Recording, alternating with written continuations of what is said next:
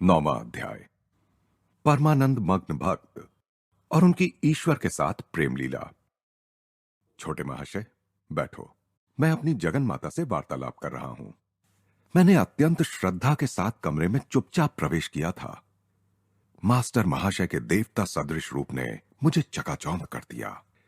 श्वेत रेशम समान दाढ़ी और विशाल तेजस्वी नेत्रों से युक्त वे पवित्रता का साक्षात अवतार लग रहे थे। ऊपर की ओर उठा हुआ उनका चेहरा और जुड़े हुए हाथ देखकर मैं समझ गया कि उनके पास मेरे उस प्रथम आगमन ने उनकी अर्चना में बाधा डाली है।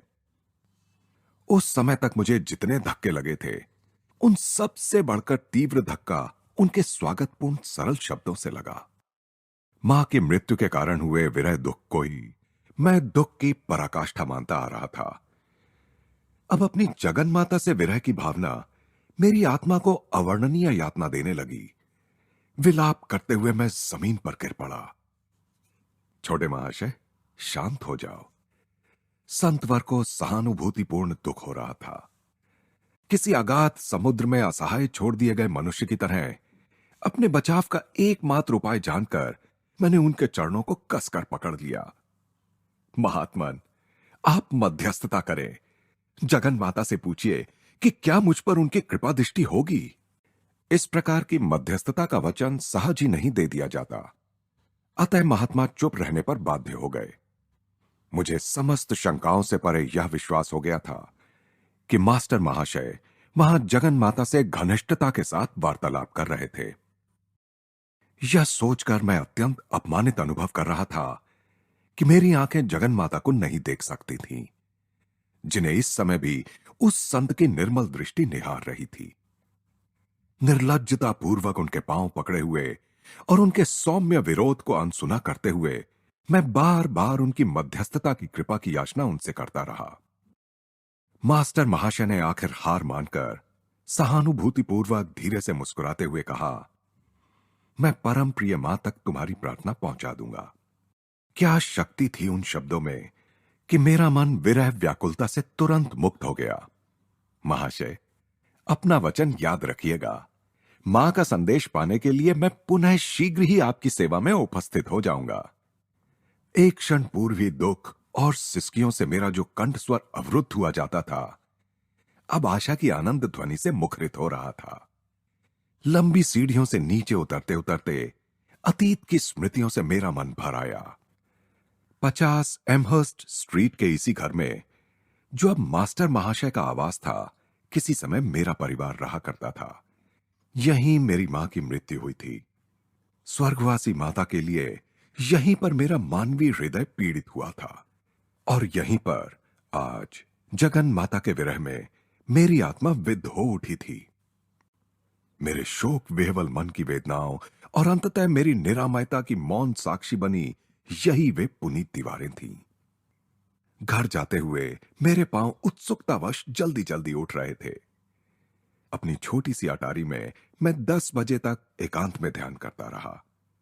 उष्ण रात्रि का अंधकार अचानक एक अद्भुत दृश्य के साथ प्रकाशमान हो उठा। दिव्य आभायुक्त जगत जननी मेरे सामने खड़ी थीं। मधुर स्मित करता उनका मुखारविंद परम सौंदर्य का मूर्त रूप था। सदा ही मैंने तुम्हें प्रेम किया है, सदैव मैं तुमसे प्रेम करती रहूंगी। उनका दिव्य स्वर अभी वातावरण में गूंज ही रहा था कि वे अदृश्य हो गईं। दूसरे दिन प्रातःकाल सूर्य ने क्षितिज पर अभी झांकना आरंभ किया ही था कि मैं मास्टर महाशय के घर पहुंच गया। हृदय विदारक स्मृतियों से जुड़े उस घर की सीढ़ियां चढ़कर मैं चौथी मंजिल पर उनके कमरे के सामने पहुंच गया। बंद दरवाजे की मूठ पर एक कपड़ा लिपटा हुआ था, जो शायद इस बात का संकेत था कि वे एकांत चाहते हैं। मैं दरवाजे के सामने दुविधा में खड़ा था कि इतने में मास्टर महाशय ने स्वयं ही दरवाजा खोल दिया। मैंने उनके पूज्य चरण कमलों में प्रणाम किया। दिव्य उल्लास को छिपाते हुए मैंने विनोद भाव में अपना मुख गंभीर बना लिया। महाशय, आपके संदेश के लिए मैं आ गया हूं। मैं मानता हूं कि अति भोर में ही आ गया हूं। क्या प्रिय जगत जननी ने मेरे विषय में कुछ कहा? नटखट छोटे महाशय, इसके अतिरिक्त उन्होंने कुछ भी नहीं कहा। स्पष्ट था कि मेरी गंभीरता का नाटक प्रभावी नहीं था। इतनी गूढ़ता, इतना छल क्यों? क्या संत कभी सीधी बात नहीं करते? मैं शायद थोड़ा चिढ़ गया था। क्या मेरी परीक्षा लेना अनिवार्य है? उनकी शांत आंखें समझदारी और विवेक से भरपूर थीं। कल रात को 10 बजे स्वयं दिव्य रूपा जगन माता ने तुम्हें जो आश्वासन दिया, उसके बाद भी अब मेरे लिए कहने को कुछ बचा है? मेरी आत्मा की खिड़कियों को खोलने की कुंजी मास्टर महाशय के पास थी। मैंने पुनः उनके चरणों में साष्टांग प्रणिपात किया, परंतु इस बार मेरी आंखों से जो अश्रु बह रहे थे वे अतीव हर्ष के थे, दुख के नहीं। क्या तुम सोचते हो कि तुम्हारी भक्ति ने माता की अनंत करुणा को नहीं छुआ है? ईश्वर का मातृभाव, जिसे तुमने मानवी और दैवी रूपों में पूजा है, तुम्हारी आर्त पुकार का उत्तर दिए बिना कदापि नहीं रह सकता। ये सीधे साधे संत कौन थे जिनका परम सत्ता से किया गया छोटे से छोटा अनुरोध भी मधुर स्वीकृति पा जाता था? इस संसार के जीवन में उनकी भूमिका अत्यंत साधारण थी, जो मेरी दृष्टि में विनम्रता के सर्वश्रेष्ठ व्यक्ति के अनुरूप थी। एमहर्स्ट स्ट्रीट के इस घर में मास्टर महाशय लड़कों के लिए एक छोटा सा हाई स्कूल चलाते थे। उनके मुंह से कभी डांट फटकार का कोई शब्द नहीं निकलता था। उनका अनुशासन किसी नियम या छड़ी की वजह से नहीं था।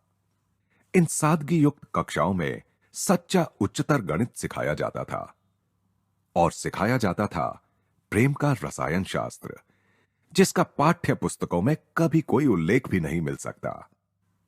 अगम्य प्रतीत होने वाले नीरस उपदेशों की अपेक्षा आध्यात्मिक संसर्ग के द्वारा ही वे अपने ज्ञान का प्रसार करते थे। जगत जननी के विशुद्ध प्रेम में वे इतने चूर रहते थे कि मान अपमान की बाह्य औपचारिकताओं की ओर उनका कोई ध्यान ही नहीं रहता था।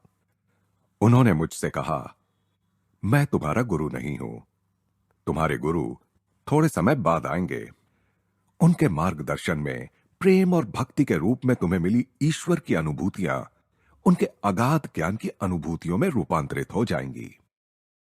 प्रतिदिन दोपहर ढलते ढलते मैं एमहर्स्ट स्ट्रीट में उनके घर पहुंच जाता। मुझे मास्टर महाशय के उस दिव्य चषक की चाह रहती थी, जो इतना लबालब भरा हुआ था कि उसकी बूंदें प्रतिदिन मेरे ऊपर छलकती थीं। पहले कभी भी इतने भक्ति भाव से मैं नतमस्तक नहीं हुआ था। अब तो मास्टर महाशय के चरण स्पर्श से पुनीत हुई भूमि पर केवल चलने का अवसर मिलने को भी मैं अपना सौभाग्य मानने लगा। महाशय, कृपया इस चंपक माला को धारण कीजिए, मैंने यह खास आपके लिए बनाई है। एक दिन शाम को मैं अपनी पुष्पमाला हाथ में लिए उनके घर पहुंच गया, परंतु बार बार इस सम्मान को अस्वीकार करते हुए वे संकोच से पीछे हट गए। मेरे दुख का अनुभव करते हुए अंततः उन्होंने मुस्कुराते हुए उसे स्वीकार कर लिया। चूंकि हम दोनों ही मां के भक्त हैं, इसलिए इस शरीर में वास करने वाली मां के प्रति अपनी श्रद्धा के रूप में तुम वह माला इस देह मंदिर को पहना सकते हो। उनके विशाल स्वभाव में कहीं तनिक भी जगह नहीं थी कि अहंकार अपना पग जमा सके। कल हम मेरे गुरु के वास से सदा के लिए धन्य हुए दक्षिणेश्वर के काली मंदिर चलेंगे। मास्टर महाशय ईसा सदृश गुरु श्री रामकृष्ण परमहंस के शिष्य थे। अगले दिन सुबह दक्षिणेश्वर तक की 4 मील की यात्रा हमने नाव से तय की। काली के 9 गुंबदों वाले मंदिर में हमने प्रवेश किया, जहां मां काली और शिव की मूर्ति अति कौशल से निर्मित चांदी के चमकदार सहस्र दल कमल पर विराजमान है। मास्टर महाशय आनंद से प्रफुल्लित हो उठे। वे अपनी प्रियतम मां के साथ अथक प्रेम लीला में मग्न थे। जैसे जैसे वे मां का नाम जपते जा रहे थे, मेरा आनंदित मन मानो उस सहस्र दल कमल की तरह ही सहस्र धाराओं में फूट पड़ रहा था। कुछ देर बाद हम दोनों उस पुण्य भूमि में टहलते टहलते झाऊ के झुरमुट में जाकर रुक गए। इस पेड़ की विशेषता स्वरूप इससे झरने वाला मधुर रस मानो मास्टर महाशय से झरते अमृत का प्रतीक था। उनका नाम जप चलता ही जा रहा था।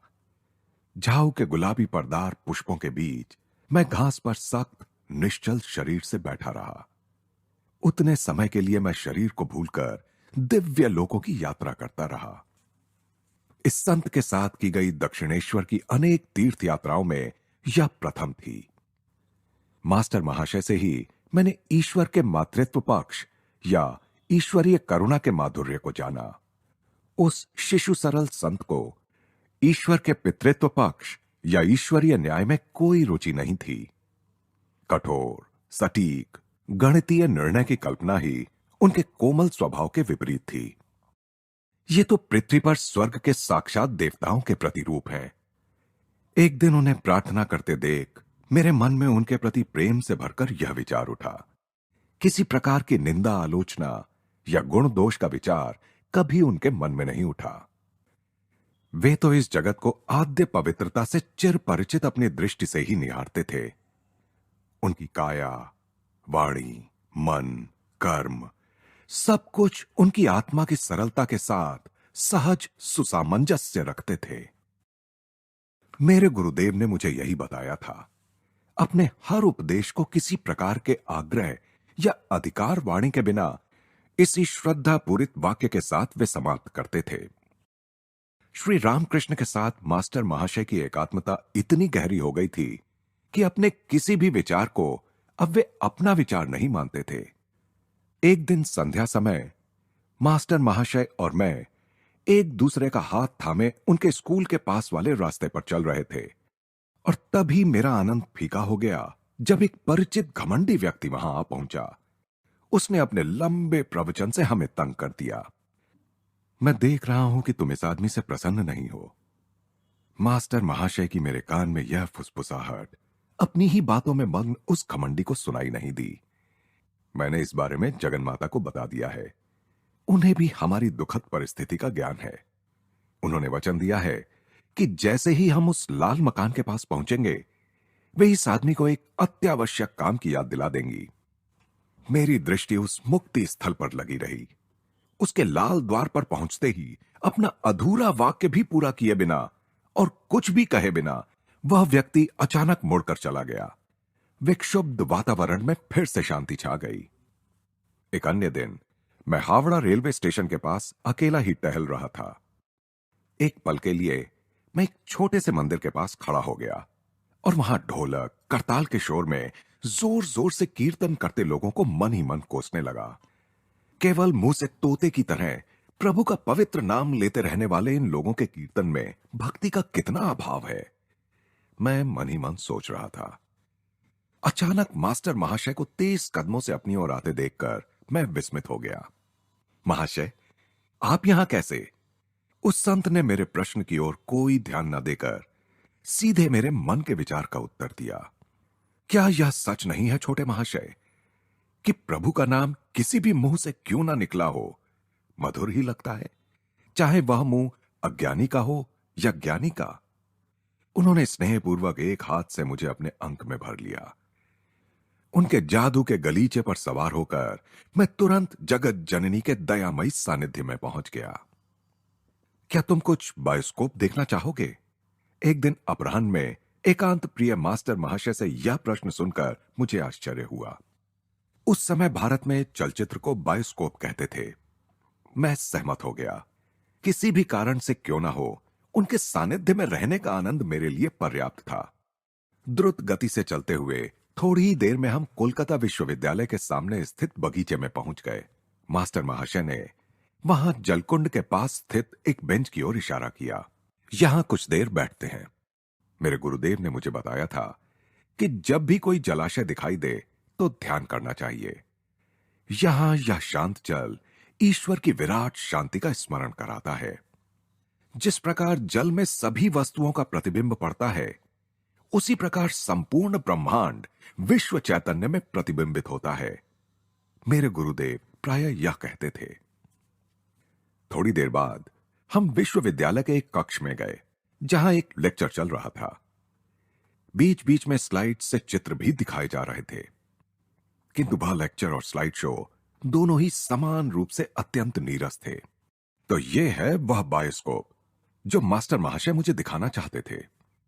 मैं अधीर हो उठा था, परंतु चेहरे पर उकताहट का कोई भाव लाकर मैं मास्टर महाशय को दुखी नहीं करना चाहता था। इतने में वे चुपचाप मेरी ओर झुके। मैं देख रहा हूं छोटे महाशय कि तुम्हें यह बायोस्कोप अच्छा नहीं लग रहा है। मैंने यह बात जगत जननी को बता दी है और उन्हें भी हम दोनों से पूर्ण सहानुभूति है। उन्होंने मुझसे कहा है कि अभी बिजली की रोशनी बंद हो जाएगी और पुनः तब तक नहीं चलेगी जब तक हम दोनों यहां से खिसक ना लें। जैसे ही मेरे कान में चल रही उनकी यह फुसफुसाहट समाप्त हुई, कक्ष में अंधेरा छा गया। अब तक ऊंची आवाज में जोर जोर से व्याख्यान दे रहे प्रोफेसर महोदय की वाणी विस्मय से एक पल के लिए रुक गई और फिर उन्होंने कहा, इस कक्ष की विद्युत प्रणाली में कुछ गड़बड़ मालूम होती है। इतने समय में मास्टर महाशय और मैं उस कक्ष के द्वार से बाहर निकल चुके थे। बरामदे में से जाते हुए मैंने पलटकर पीछे देखा तो उस कक्ष में फिर से रोशनी हो गई थी। छोटे महाशय, उस बायोस्कोप से तुम निराश हो गए थे, परंतु मैं समझता हूं कि तुम्हें एक दूसरा बायोस्कोप अवश्य पसंद आएगा। मास्टर महाशय और मैं विश्वविद्यालय भवन के सामने एक फुटपाथ पर खड़े थे। उन्होंने हृदय के स्थान पर मेरी छाती पर धीरे से थपकी दी। उसी के साथ मुझ पर एक अद्भुत निस्तब्धता छा गई। जिस प्रकार ध्वनि यंत्र में खराबी आ जाने पर आधुनिक सिनेमा भी मूक चलचित्र बन जाते हैं, उसी प्रकार विधाता के हाथ ने किसी अगम्य चमत्कार के द्वारा जगत के सारे कोलाहल का गला घोंट दिया। पदयात्री, ट्राम गाड़ियां, मोटर कारें, बैलगाड़ियां, लोहे के चक्कों वाली घोड़ा गाड़ियां, सब बिना कोई आवाज किए इधर से उधर आ जा रहे थे। मैं अपने पीछे, दाएं, बाएं के सभी दृश्य वैसे ही देख रहा था जैसे अपने सामने के दृश्य। मानो मेरी दृष्टि सर्वव्यापी हो गई हो। कोलकाता के उस छोटे से हिस्से की समस्त गतिविधियों का परिदृश्य मेरे समक्ष बिना कोई आवाज किए चल रहा था। राख की पतली परत के नीचे नजर आने वाली अग्नि की दीप्ति के समान मध्यम प्रभा सारे परिदृश्य में व्याप्त थी। मेरा अपना शरीर उस परिदृश्य में विद्यमान अनेक परछाइयों से अधिक कुछ भी नहीं लग रहा था। फर्क सिर्फ इतना था कि मेरे शरीर की परछाई निश्चल थी, जबकि अन्य सभी परछाइयां बिना किसी आवाज के इधर उधर आ जा रही थीं। कई लड़के जो मेरे मित्र ही थे मेरी ओर आए और चले गए। यद्यपि उन्होंने मेरी ओर सीधे देखा, परंतु उसमें पहचान का कोई संकेत तक नहीं था। इस अद्वितीय मूक नाट्य ने मुझे एक अवर्णनीय आनंद से विभोर कर दिया।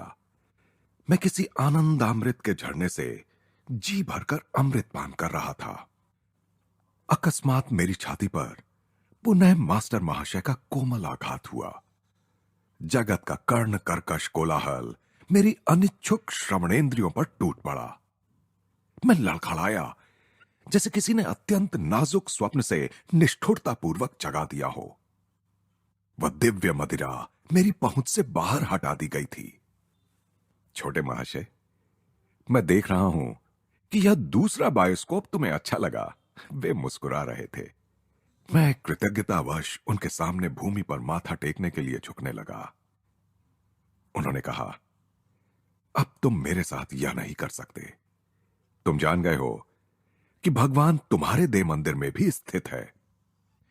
मैं जगन माता को तुम्हारे हाथों के माध्यम से अपने चरणों को छूने नहीं दूंगा। यदि किसी ने सीधे साधे विनम्र मास्टर महाशय को और मुझे उस समय उस भीड़ भरे फुटपाथ से दूर जाते देखा होगा तो उसे अवश्य ही संदेह हुआ होगा कि हम दोनों नशे में धुत हैं। मुझे लग रहा था कि संध्या के प्रकाश की रंग बदलती छटाएं भी हमारी ही तरह ईश्वर के नशे में डूबी जा रही थी।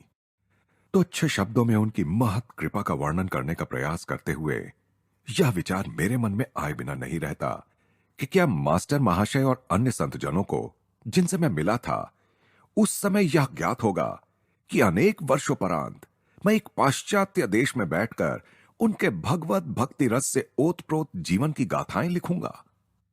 उन्हें इसका पूर्व ज्ञान हो तो मुझे कोई आश्चर्य नहीं होगा। ना ही मैं सोचता हूं मेरे पाठकों को होगा जो यहां तक मेरे साथ रहे हैं।